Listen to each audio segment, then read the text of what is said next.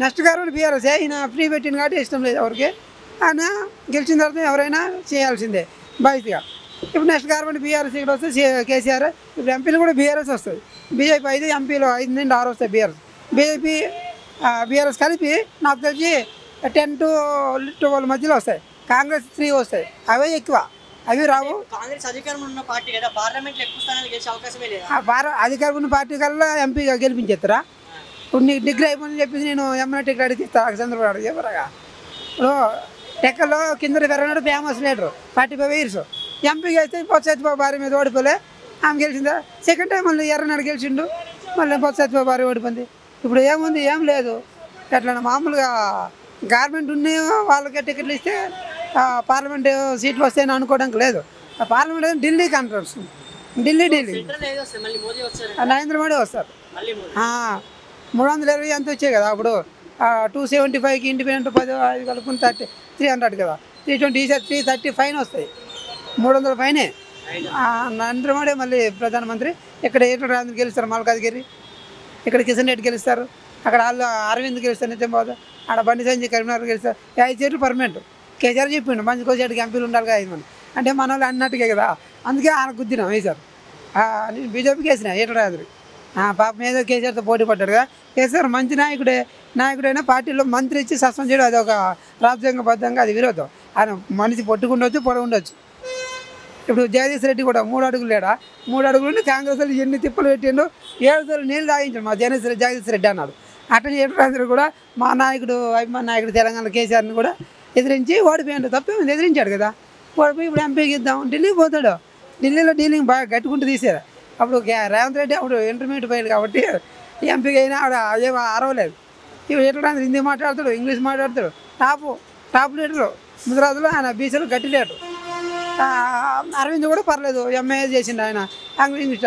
బండి సంజయ్ కొన్ని English talking లేకపోయినా గట్టి లీడరు, మాస్ లీడరు కరీంనగర్లో. ఈసారి బీజేపీలో హైదరాబాద్లో 5 పర్మనెంట్.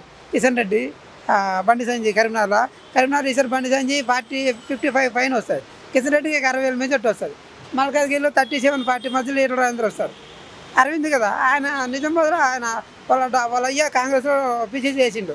అరవింద్ వాళ్ళ ఫాదర్ కాంగ్రెస్లో టికెట్ ఉన్నందుకు కదా బీజేపీ పోయిండు. ఆయన ఎంపీ గెలిచిండు, మళ్ళీ ఎంపీ గెలుస్తాడు. 60,000 మెజార్టీ ఆయన కూడా. మళ్ళీ అయితే నేను మళ్ళీ ఎప్పుడైనా ఆఫ్టర్ 5 years బ్యాక్ కేసీఆర్ రావాలని కోరుకుంటున్నాను. ఆయన మంచిగా చేసిండు. పార్టీ ఏది ఉన్నా లీడర్ అనే వ్యక్తి ఎవరున్నా మనకి అందరికి అనుకూలంగా పనిచేయాలి. మైనార్టీ వర్గానికి సాతి ముబారక్ అని, అష్టలక్ష్మి అని పెట్టారు కళ్యాణ్. మనం బీసీ కాబట్టి మనం రాదనుకోండి, వచ్చే వాళ్ళకి వచ్చింది. మనం అలాంటివి రాసిపడ్డాం. అంతెందుకంటే ఈరోజు గవర్నమెంట్ కాలేజీలో పోతే 50 సీట్ దాటలేవు. 50 దాటి వస్తే ఎవరికైనా ఇస్తారు సీట్లు, ఎవరికి లేవు. 70.8 వచ్చిన వాళ్ళకి సీట్ ఇస్తున్నారు. 70.5 వాళ్ళకి సీట్లు లేవన్నారు గవర్నమెంట్. కోటి వల్ల మా పాపకు తీసుకెళ్తే అంటే నీకు గవర్నమెంట్లో మినిమం 70 ఉండాలి. అందులో రిజర్వేషన్ 10 చేసినా 40 ఉంటాయి. పార్టీకి మినిమం నీకు కార్పొరేటర్కి 5 నుండి 7 ఉంటాయి. ఈ ఎమ్మెల్యేకి 20. ఇంకా నీకు సీట్ ఎట్లా ఇస్తాడు? ఎమ్మెల్యే 20 తెప్పేస్తే కార్పొరేటర్ 10 తెప్పేస్తే 1 ముస్లింకి ఇస్తాడా, బీసీలకి ఇస్తాడా, ఇంకెవరికి ఇస్తాడు? ఇవ్వలేడు కదా. నీకు ఎంపీసీ కానీ ఎంఈసీ కానీ. ఎంపీసీ సీట్ లేదు, ఎంఈసీకి పెట్టాం. ఎంఈసీ కూడా సీట్ రాకపోతే బైపీసీ పెట్టాం. అది 2 years. ప్యాస్ అయినా ఉద్యోగం వస్తుంది గ్యారెంటీ లేదు. ప్యాస్ అయిన తర్వాత కూడా మనం మళ్ళీ నీట్ రాసి నీట్ తగిలితే మళ్ళీ 4 years చదవాలి. చదివాక అప్పుడు అదృష్టం బాగుంటే జాబు, లేదంటే ప్రైవేట్లో ట్రైనింగ్ అయ్యి ఇక్కడ 30,000 30 ఇస్తారు. హాస్పిటల్ ఎక్కువ ఉన్నాయి హైదరాబాద్లో పబ్లిక్ వస్తారు కదా, గొర్రెమంది వచ్చినట్టుగా. ఇక అది తాగి ఆరోగ్యం పోతే హాస్పిటల్కి పోవాలి కదా. వాళ్ళు గుంజుతుంటారు ఫీజులు. అంతే చదువుకున్నాడికి ఇవాళ ఉద్యోగం లేదు. ఇవాళ ఐటీ చదువుకున్న ఐటీ ఉందంటే కారణం వాళ్ళు కేసీఆరా, లేకపోతే పోయిన గవర్నమెంట్ రాజీవ్ గాంధీ లేక సోనియా గాంధీ కాదు కదా. 20 years బ్యాక్ బిఫోర్ ఎంటర్ అవ్వడం తర్వాత సీఎం 2 times, మళ్ళీ 1 time ఆపోజిషన్ ఉండే 14 సంవత్సరాలు సీనియర్ సీఎం.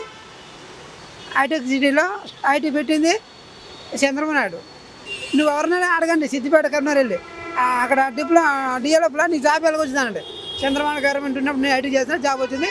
ఇప్పుడు ఇది 15 సంవత్సరాలు ఇంకా మానేసే పర్లేదు కానీ ఇంకా 20 years చేస్తా అంటే నువ్వు ఆయన కంపెనీ పొందితే చెప్పలేం. కానీ మినిమం 3 నుండి 4 lakhs ఉంది. ఏ గవర్నమెంట్లో ఇస్తే నీకు 3-4 lakhs ఇవ్వదు కదా.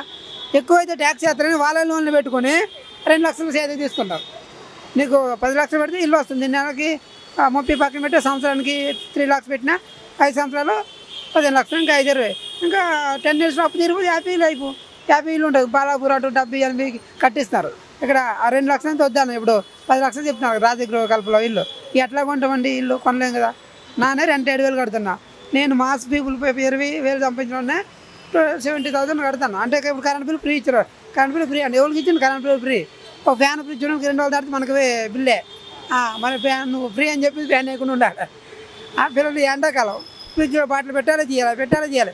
వస్తాను ఏం చేయాలా? 200 దాటితే కట్ట బిల్లు అంటారు. 200 లోపల అయితే బిల్లు కట్టాం ఫ్రీ అంటారు. ఫ్రీ బస్ ఫ్రీ ఎవరికి అండి? బస్ ఫ్రీ ఎవరికి? ఫ్రీ లేడీస్కి. నువ్వు కళమందిరికి వచ్చానుకో, ఏమమ్మా నేను బట్టలకి వస్తా, ఎందుకులే డబ్బులు, బస్సు ఫ్రీ కదా రా, నువ్వు వస్తా, ఏమైనా ఉంటుందా టిఫిన్ బజ్జీలా ఉంటే ఫ్రీ. ఇక్కడ దిగు కళమందిరం ఎక్కువ, అక్కడ దిగు పంచగుట్టే మరి ఫ్రీ కదా. చూసేద్దాం పీవీఆర్ కళమందిరు కేవలం చూసేద్దాం. కొనకపోతే కొనలేదు రావద్దని ఏం రూల్ ఏం కదా.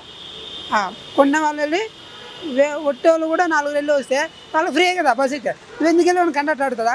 ఆడికి రైట్ లేదు. గవర్నమెంట్ ఎందుకు ఎక్కుతారు అడుగుతారా? రైట్ లేదు. ఫ్రీ అన్న ఎక్కుతాం దిగుతాం, నీకు ఎందుకు నువ్వు బస్సు సర్వీస్ చేయి అంటారు. ఆ గవర్నమెంట్ అనేది మినిమం 10 రూపాయలు పెడితే నీకు ఈ ఆర్గనైజేషన్స్ అన్నీ ఉండదు, నీకు ఈ క్రౌడ్ ఉండదు. మినిమం ఎవరికి పెట్టాలి? నువ్వు ఫ్రీ చదువుకున్న స్టూడెంట్కి పెట్టాలి. వాడు అప్పులు చేసి ఫీజు కడతారు, బస్సుకు డబ్బులు ఉంటాయి ఒకడికి. ఆ ఫ్రీ పడితే వాడు చదువుకుంటాడు. 500కి ఇంక 200 వేసి బట్టలు కొనుక్కుంటాడు, ఇంకా 500 వేసి బుక్స్ కొనుక్కుంటాడు. వాడి పరిస్థితి బాగుంటుందా? నువ్వు ఫ్రీ అంటే గవర్నమెంట్ బాగుపడిపోతుందా? ఏం ఫ్రీ? నీ దమ్ముంటే గవర్నమెంట్లో ఇల్లు కట్టి ఇవ్వు గుట్ట ప్రజలకి. కరీంనగర్లో కూడా ఇల్లు లేవు. మాది అత్తూరు తెలంగాణ బాబు. సంగారెడ్డిలో ఇల్లు ఉంది, ఇప్పుడు వరకు కట్టుకుని 40 సంవత్సరాలు బట్టి. వాళ్ళు వచ్చి ఉన్న ఇల్లు అమ్ముకుని కిరాయి కొంటున్నారు. వాళ్ళకి ఇల్లు లేదు. 25 years బ్యాక్ ఇంకా రాసిరెడ్డి ఉన్నప్పుడు 50,000 కట్టుకున్నారు. వాళ్ళకి లేవు. 50,000 ఇల్లు అమ్మేసి అప్పు పోయి మిగతా 150 తీసుకుని ఆటో నడుపుకుంటాడు. పెద్ద అబ్బాయి ఎంఈసి పూర్తి జాబ్ లేదు. చిన్నడు 10th పేరు అయితే లేత మీద నడుపుకుంటున్నాడు. మరి బీటెక్ చేసిన జాబ్ లేదని ఫైల్ పట్టుకుని తిరుగుతున్నాడు. రోజు అడిగి అన్న నీకు జాబ్ తెలుసా? తెలియదు. ఎక్కడ? ఐటీ తెలుసు చెప్పన్న. పెడితే ఎంత ఇస్తావు జాబ్కి? 10,000. 10,000 జాబ్ లేదు, 20,000 చూద్దాం ఇస్తే 5,000 అప్పుడు డబ్బులు ఇచ్చేది. అలా అయిపోయింది. రోజు చూడు అడిగి ఇక్కడ దేనికన్నా ఫైల్ అంటే బీటెక్ ఎక్కడ జాబ్ ఉందన్నారు, రేపు రమ్మన్నారు, వచ్చారు.